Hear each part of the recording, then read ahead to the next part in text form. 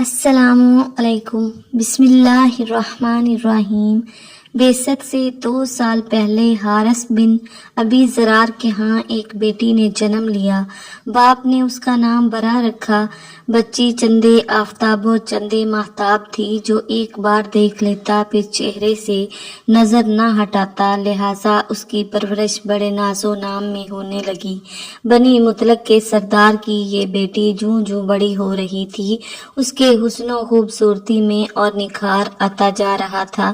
باپ بھی اس کی ہر خواہش کو مقدم رکھتا تھا اور جو کہتی تھی اسے پورا کرتا تھا۔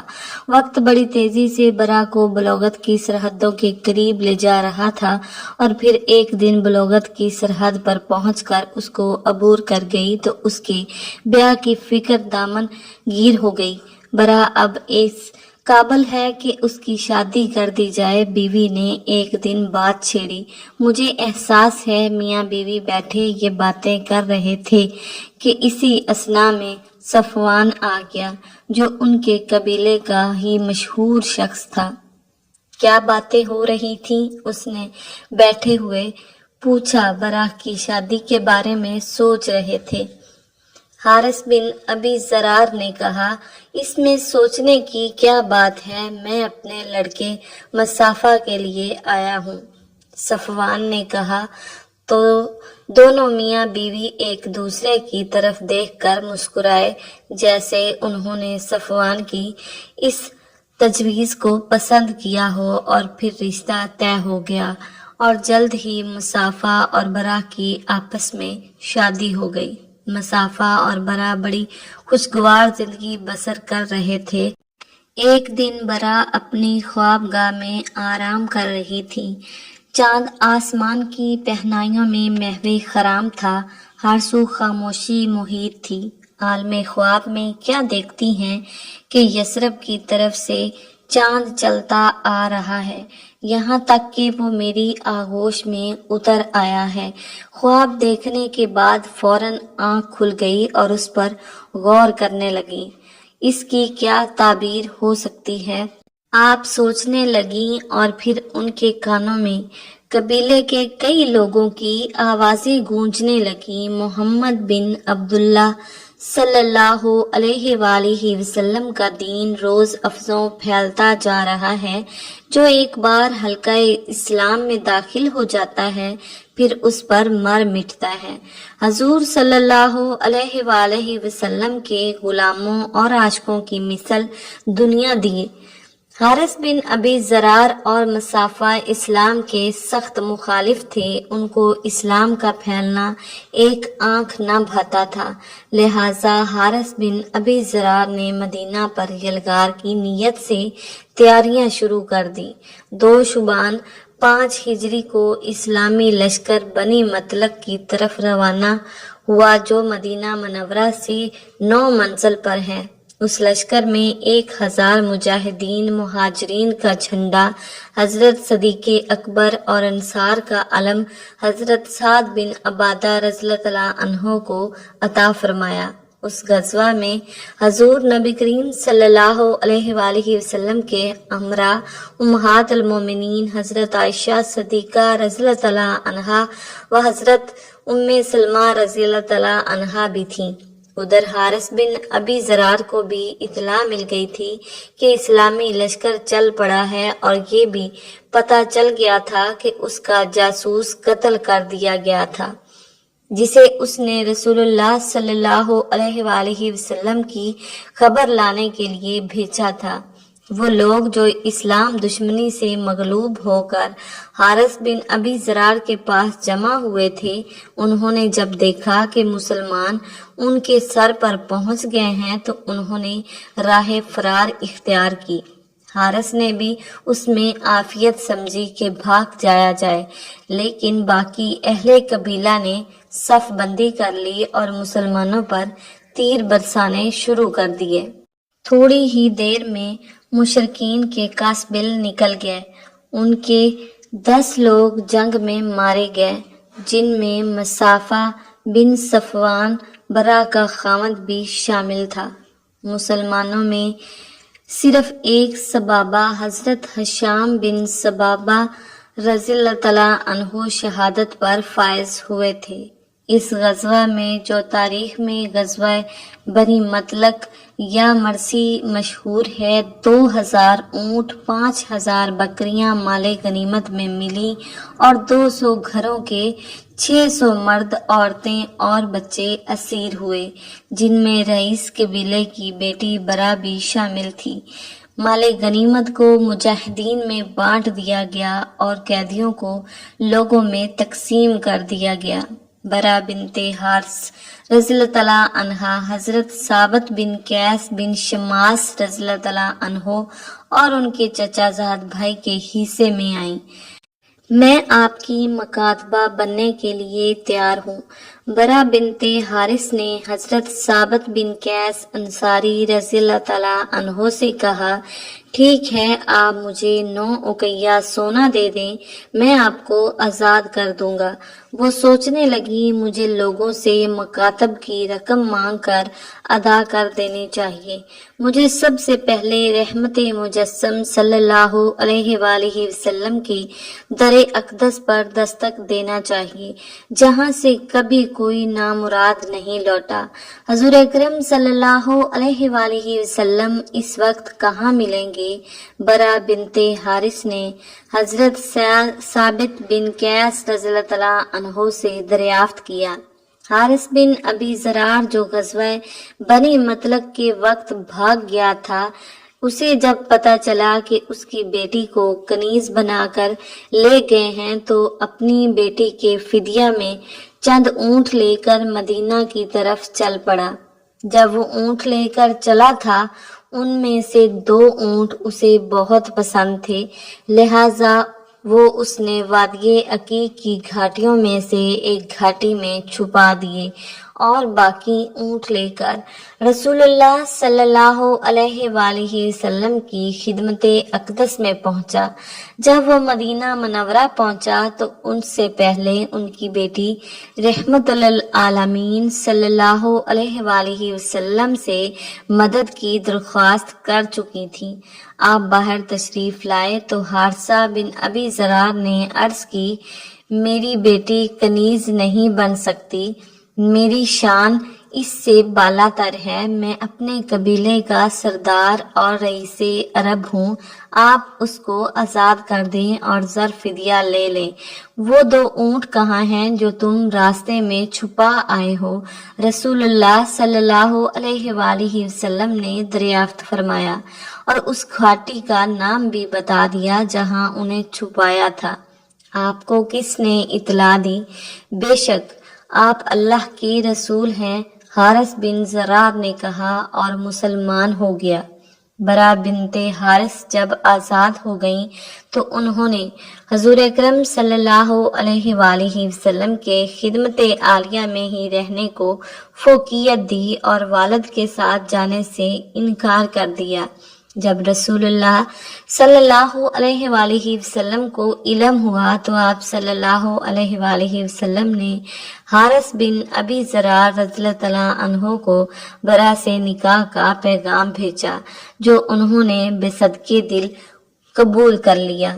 حضور اکرم صلی اللہ علیہ وآلہ وسلم نے حضرت برا رضی اللہ تعالیٰ عنہ کے قبیلے کے 40 غلام بھی آزاد کر دیے۔ آپ نے برا کا نام بدل کر جاویریہ رکھ دیا اور اس طرح حضرت جاویریہ رضی اللہ تعالیٰ عنہ کا وہ خواب سچا ثابت ہوا جو انہوں نے کئی سال پہلے دیکھا تھا کہ یثرب سے چلتا ہوا چاند ان کی آغوش میں آ گیا ہے، اور جو تعبیر انہوں نے اس وقت نکالی تھی وہی نکلی۔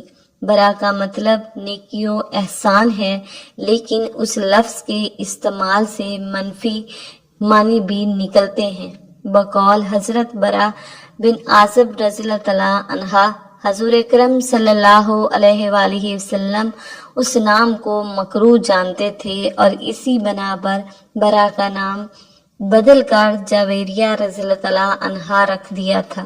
جب لوگوں کو علم ہوا کہ آقائے نامدار صلی اللہ علیہ وآلہ وسلم نے حضرت جاویریہ بنت حارث رضی اللہ تعالیٰ عنہ سے شادی کر لی ہے تو لوگ بولے کیا رسول اللہ صلی اللہ علیہ وآلہ وسلم کے سسرال والے غلام بنائے جائیں گے؟ ہرگز نہیں، یہ محبت کے منافی ہے۔ حضرت عائشہ صدیقہ رضی اللہ تعالیٰ عنہا فرماتی تھیں، میں نے کسی عورت کو جویریہ رضی اللہ تعالیٰ عنہا سے بڑھ کر اپنی قوم کے حق میں مبارک نہیں دیکھا۔ ان کے سبب بنو مطلب کے امیر گھرانے آزاد کر دیے گئے۔ ام المومنین حضرت جویریہ بنت حارثہ رضی اللہ تعالیٰ عنہا کے تمام بہن بھائی اور والد دولت اسلام سے مالا مال ہو گئے تھے۔ حضرت جویریہ رضی اللہ تعالیٰ عنہا کے لیے مسجد نبوی کے قریب ہی امہات المومنین کے دوسرے حجرات سے متصل ایک حجرہ تعمیر کر دیا گیا۔ بقول ابن اسد اس کی دیواریں کچی اینٹوں کی اور چھت کھجوروں کے شاخوں سے بنائی گئی تھی، جسے گارے سے لیپ دیا گیا تھا۔ تھاک دروازے پر اونی ٹاٹ کا پردہ تھا، جس کا طول 3 ہاتھ اور عرض 1 ہاتھ تھا۔ ایک دن رحمت للعالمین صلی اللہ علیہ وآلہ وسلم وہاں موجود تھے تو حضرت جویریہ رضی اللہ تعالیٰ عنہا نے عرض کی، یا رسول اللہ صلی اللہ علیہ وآلہ وسلم، آپ کی دوسری عورتیں مجھ پر فخر کرتی ہیں۔ کیا جب انہوں نے بتایا تو آپ صلی اللہ علیہ وآلہ وسلم نے فرمایا، کیا میں نے تمہارے مہر میں بڑی رقم ادا نہیں کی؟ کیا میں نے تمہاری قوم کے 40 غلام آزاد نہیں کیے؟ حضرت عائشہ صدیقہ رضی اللہ تعالیٰ عنہا فرماتی ہیں، جویریہ رضی اللہ تعالیٰ عنہا بڑی شیریں، موضوع اندام، ملی اور صاحب حسن و جمال عورت تھیں، جو کوئی دیکھتا فریفتہ ہو جاتا تھا۔ ظاہری حسن و جمال کے علاوہ آپ باطنی حسن سے بھی مالا مال تھیں۔ بڑی زاہد و متقی، راست باز، عبادت گزار، قناعت پسند، مجسمہ صبر و رضا، بردبار، حلیم و جود و سخا، عجز و انکساری، اثار و اخلاص اور ذکر و تلاوت میں یکتا تھی۔ یہ سب خوبیاں رسول اللہ صلی اللہ علیہ وآلہ وسلم کی بدولت اور تعلق سے نکھر کر ابھری تھی۔ اہل سیر بیان کرتے ہیں کہ ایک دن حبیب خدا صلی اللہ علیہ وآلہ وسلم نماز فجر کے بعد سیدھے حضرت جویریہ رضی اللہ تعالیٰ عنہا کے پاس سے تشریف لائے تو اس وقت وہ اپنے مصلی پر بیٹھی مشغول عبادت تھیں۔ نور مجسم صلی اللہ علیہ وآلہ وسلم چاشت کے وقت ان کے پاس تشریف لائے تو ان کو مصلی پر بیٹھے پایا تو فرمایا، جب سے باہر گیا ہوں اس وقت سے تم اسی جگہ جو ہی بیٹھی ہوئی۔ عرض کی، جی رسول اللہ صلی اللہ علیہ وآلہ وسلم۔ زوجہ محترمہ کی بات سنی تو ارشاد فرمایا، جس وقت سے میں تمہارے پاس سے گیا ہوں اب تک 4 کلمے میں نے پڑھے ہیں۔ اگر ان کو ان کے ساتھ موازنہ کیا جائے جو تم نے اب تک پڑھے ہیں تو یقیناً وہ 4 کلمے وزنی ہوں گے۔ میرے ماں باپ آپ صلی اللہ علیہ وآلہ وسلم پر قربان، وہ کون سے کلمات ہیں؟ اے اللہ کے حبیب صلی اللہ علیہ وآلہ وسلم۔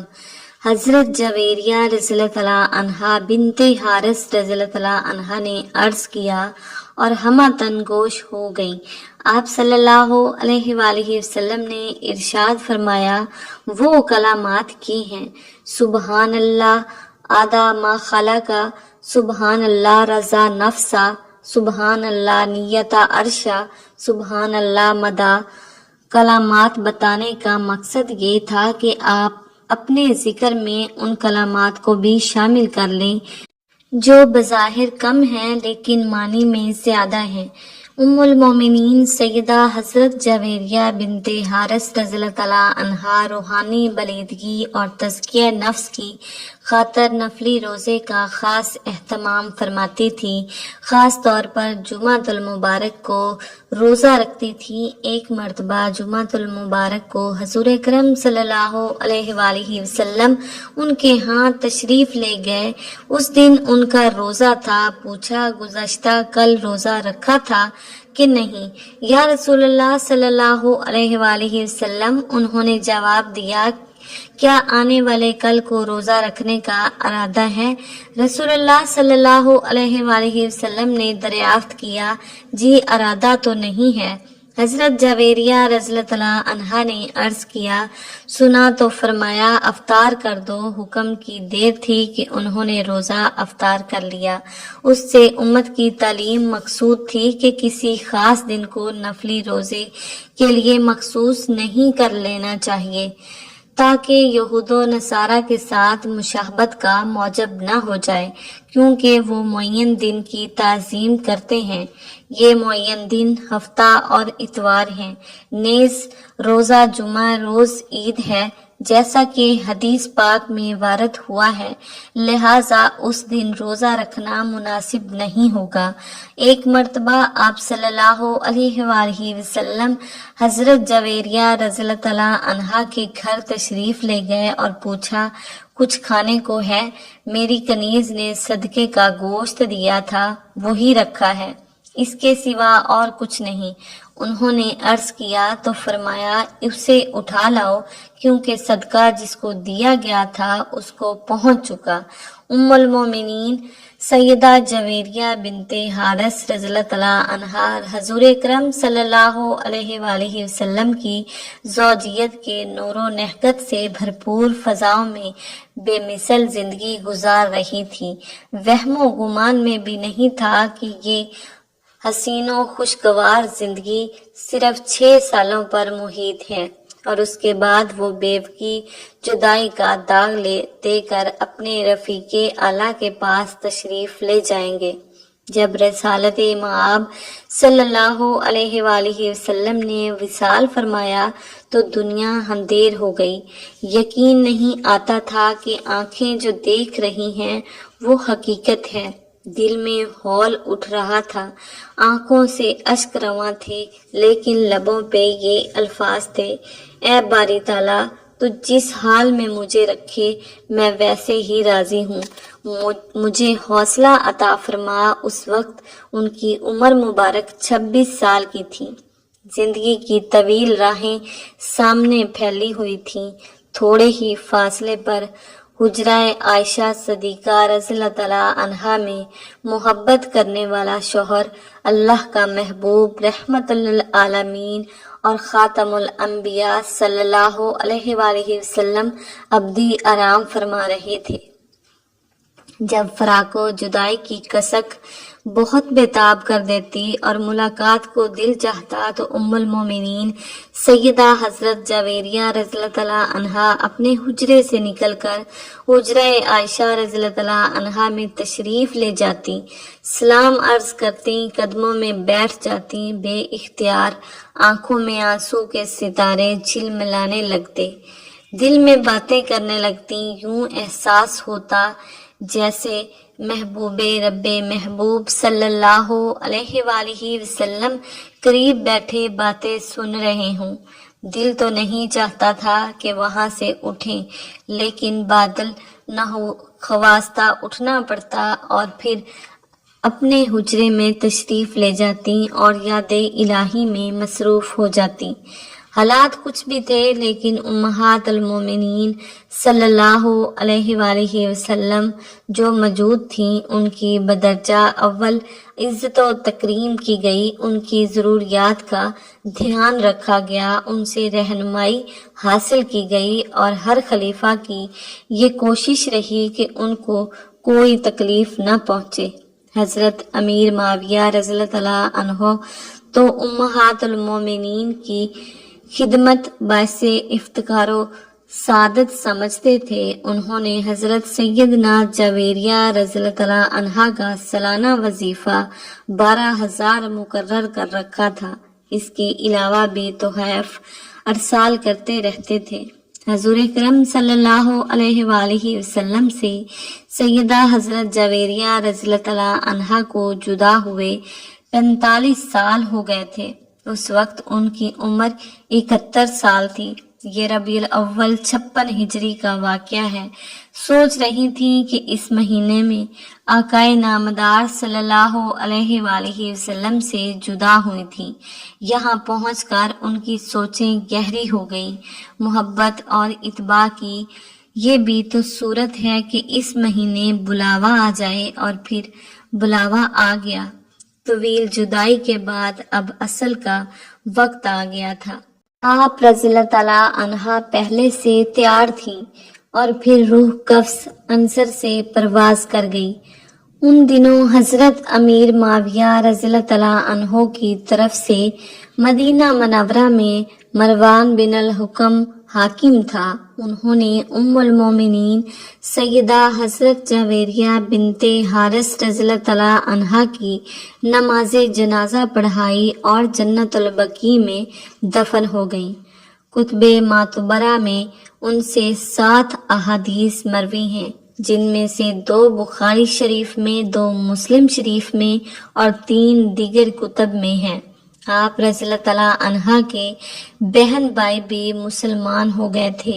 ان کے بھائی حضرت عمرو بن حارث رضی اللہ تعالیٰ عنہ سے ایک حدیث پاک مروی ہے۔ کہتے ہیں، اللہ تعالیٰ کی قسم، رسول اللہ صلی اللہ علیہ وآلہ وسلم نے وصال کے وقت نہ دینار چھوڑا، نہ درہم، نہ غلام، نہ لونڈی اور نہ کوئی اور چیز، صرف ایک سفید خچر تھا یا اتھیار تھے یا کچھ زمین تھی جسے آپ نے صدقہ فرما دیا تھا۔ حضرت عمرو بن حارث رضی اللہ تعالیٰ عنہ کی بہن سے بھی درج ذیل حدیث مروی ہے۔ رسول اللہ صلی اللہ علیہ وآلہ وسلم نے فرمایا کہ دنیا بظاہر بڑی شاداب اور شیریں معلوم ہوتی ہے۔ اللہ تعالیٰ ہمیں نیکوکاروں میں شامل فرمائے اور ہمارا خاتمہ بالخیر فرمائے، آمین۔ ناظرین، کومنٹ باکس میں اللہ تعالیٰ کے 99 ناموں میں سے ایک نام ضرور ٹائپ کیجئے گا۔ شکریہ، اللہ حافظ۔